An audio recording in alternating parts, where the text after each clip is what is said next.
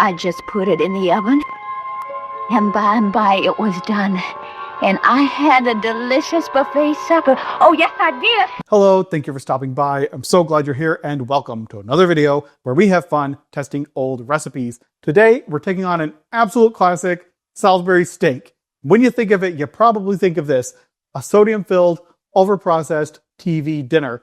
When they first came out, they were the ultimate convenience fad, and believe it or not, they were considered to be relatively healthy. But what if I told you that the original 1860s Salisbury steak was also a fad, a bizarre, low-carb cure fad invented by a doctor who believed eating only beef could heal you. Today, I'm going to be a culinary detective and pit the two fads against each other. The 1860s cure versus the 1960s convenience. I'm going to make them both and see what happens. Our first fad comes from this guy, Dr. James H. Salisbury. He was a physician during the Civil War, and he had a unique idea. His fad was all about exclusion. He ran tests where he fed people only one type of food at a time, and he concluded that the perfect food to treat illness was beef. He prescribed muscle pulp of lean beef broiled. That was his prescription. No vegetables, no starches, and the way that the beef had to be prepared, well, that's where things get really weird. Most versions of this early Salisbury steak that I was able to find online just used ground beef. But once I started digging around in his book, The Alimentation of This or That, that's the name, I learned that that's not what he meant at all, and he actually would have been appalled to see people grind everything up together like that. So let's dig a little bit deeper to see what he says. First of all, the pulp should be as free as possible from connective or glue tissue, fat, and cartilage. And he recommends the American chopper for this, which I had to do some digging to figure out what that was. And it would be this cool double-handed chopper thing, which unfortunately I don't have. I'm just going to be using a knife. But here's the real details of this. In chopping, the beef should not be stirred up in the chopper, but the muscle pulp should be scraped off with a spoon at intervals during the chopping. So getting rid of the fat, cartilage, and connective tissue, that makes sense. But in the chopping process itself, you're further refining it, you're further scraping it down, and you're just trying to get a pure essence of beef is kind of what he's saying here. And that actually goes back to alchemical principles, where it was all about distilling things down into their component parts and getting the pure part out of it and separating out the impure. So what he's describing here is really kind of a transition between the old alchemical thought process and the more modern, methodical, scientific process. And I think it's really fascinating. Getting all of this scraped beef was a huge pain in the rear end. A little bit into it, I gave up on just using a spoon, and I switched to my bench scraper, and that helped a lot, but it's still, it's killing my carpal tunnel. I'm probably gonna have to wear arm braces to bed for a month now. Probably never gonna repeat that process. And I wasn't even super careful to get all of the beef off of the cartilage. He says that you can use this to make stew, and that's exactly what I'm going to do with it, is make beef stock. I just wanted enough of this to make a couple of patties. So let's get started on that, just smashing them into patties, not seasoning them, anything. It's kind of interesting that a lot of places online call this the original low-carb diet, and that's not really how Dr. Salisbury presented it in his work. He was comparing the health outcomes of eating only this scraped beef compared to soldiers who had been eating only Civil War hardtack for a couple of months, and their health was much better after eating this versus hardtack. So it's not exactly a resounding endorsement of low carb versus carbs, when the carbs in question are Civil War hardtack as an exclusive nutrient source for months. Make the cakes from 1/2 inch to 1 inch thick. Broil slowly and moderately well over a fire free from blaze and smoke. So I'm going to put them under the broiler, but I'm moving the oven rack down a little bit so that they aren't too close to the fire, so that it will be more of a slow broil. Okay, so we have our 1860s cure, and it looks digestible. Now let's fast forward 100 years. Dr. Salisbury's labor-intensive fad is long gone, and a new fad has taken over America. It is the complete opposite. This is the fad of convenience. After the war, life was changing, and TVs were the new magic status symbol. The TV dinner was the ultimate expression of this, but you don't have to take my word for how revolutionary this was. Just watch how they advertise them. Now, from Banquet comes... What is it, Cynthia? What is it? Giblet gravy and sliced turkey. Yes, giblet gravy and sliced turkey, together in the most significant frozen dish of our time, buffet supper. The most significant frozen dish of our time. This wasn't just food, it was an event. Or at least that's how they tried to market it. And I think that's what this commercial is spoofing a little bit. And that's the exact fad we're tackling today. So, using this foil tray, I'm going to build the pinnacle of 1960s convenience. From the same producers who brought you beef stew, Salisbury steak with gravy, And the unforgettable chicken and dumplings comes the outstanding banquet production of the 20th century. Now for this Salisbury steak, we're doing everything that Dr. Salisbury hated. We're combining things. Starting with the ground beef, I was able to just cut the beef in chunks and grind it up in the meat grinder. No problem. So much easier than scraping. So much more gentle on my wrists. So combining with this, we're adding breadcrumbs, onions, milk, 1 large egg beaten, some Worcestershire sauce, ketchup, French onion soup mix, and a little bit of salt and pepper. Now we're just going to mix this all together. With this all thoroughly combined, we're going to form it into patties. This is much easier to make into patties. It has the egg and the breadcrumbs as binding agents, so it all holds together better.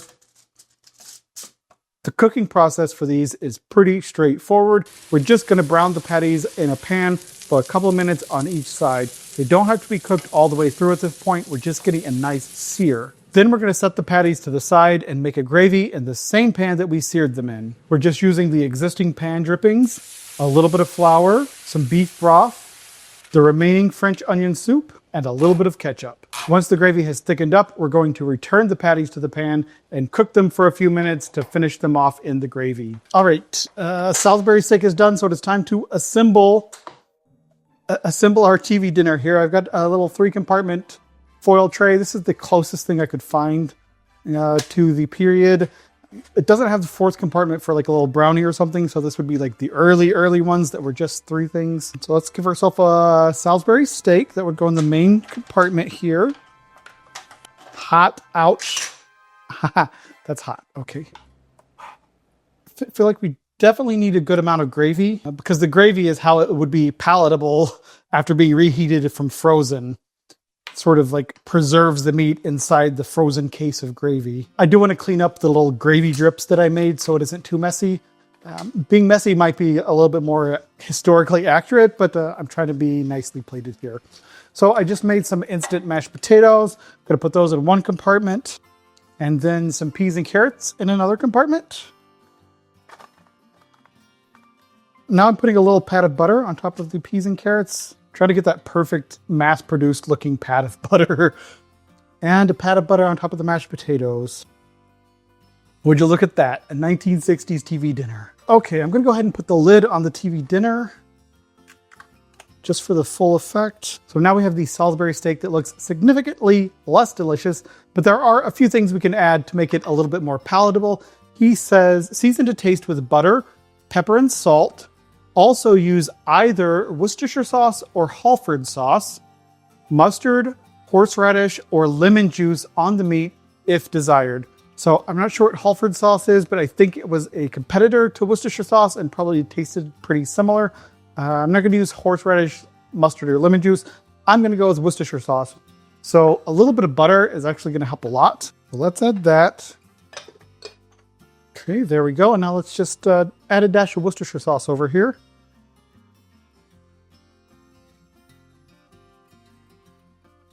All right, here we go. We have the 1860s cure versus the 1960s convenience. And I have a glass of iced tea ready in case this 1860s Salisbury steak is a little bit dry, and I'm expecting it to be. I am a little bit curious to see what sort of texture and taste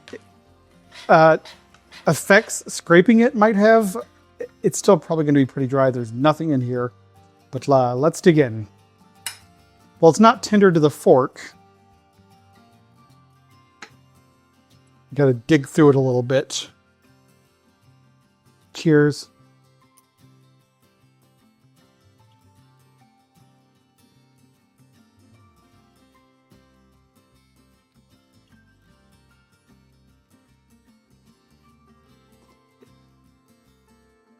Oh, no. It's dry hamburger meat times 1,000. It's definitely a uniform texture, but it tastes more like liver than beef somehow. I don't know what. Even the butter did not help it. Maybe I took too big of a bite. Let me try one more little bite with some butter and more Worcestershire sauce.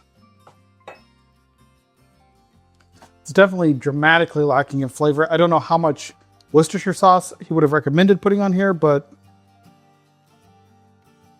I'm about to soak it down because it needs something. All right, cheers.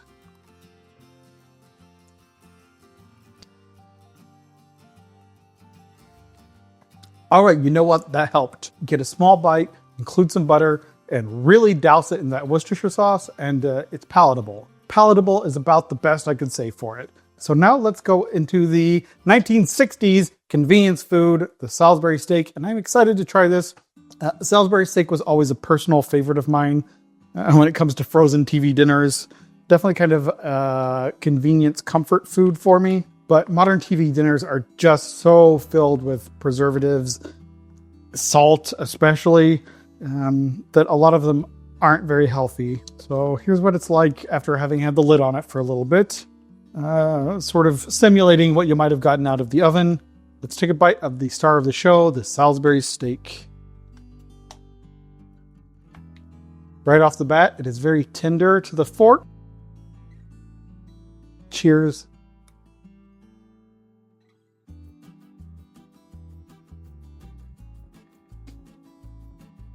This recipe is really good. The beef patty, the steak itself sort of melts in your mouth. That's with the milk and the breadcrumbs and the egg. That really helps quite a bit. The gravy made with the French onion soup is pretty tasty. It tastes like a thick French onion soup for obvious reasons. A little bit of that gravy with the mashed potato. Tasty, tasty. One more bite of the Salisbury steak here. The beef having all of that fat, connective tissue, cartilage, everything ground into it actually adds a lot better flavor and texture to it. And also milk, egg, etc. inside the patty itself really helps make it more tender, more palatable. It's definitely a much more flavorful than the 1860s. So what is the verdict from this investigation? The 1960s convenience is without a doubt the one that is still with us, but what is so interesting is that they were both fads. One was a medical fad based on purity and exclusion, and the other was a cultural fad based on technology and convenience. I would like to thank Nana Mike for suggesting Salisbury steak as a video. I did, however, realize after I had this all planned out that she was talking about a totally different type of Salisbury steak recipe from my Oster Kitchen Center cookbook. So I made that in a short form video that should be either out now or coming out in fairly soon. If you have any suggestions for recipes you would like to see in the future, please let me know. Don't forget to give this video a like, and if you have not already, please subscribe. Thank you so much for watching, and I will see you in the future.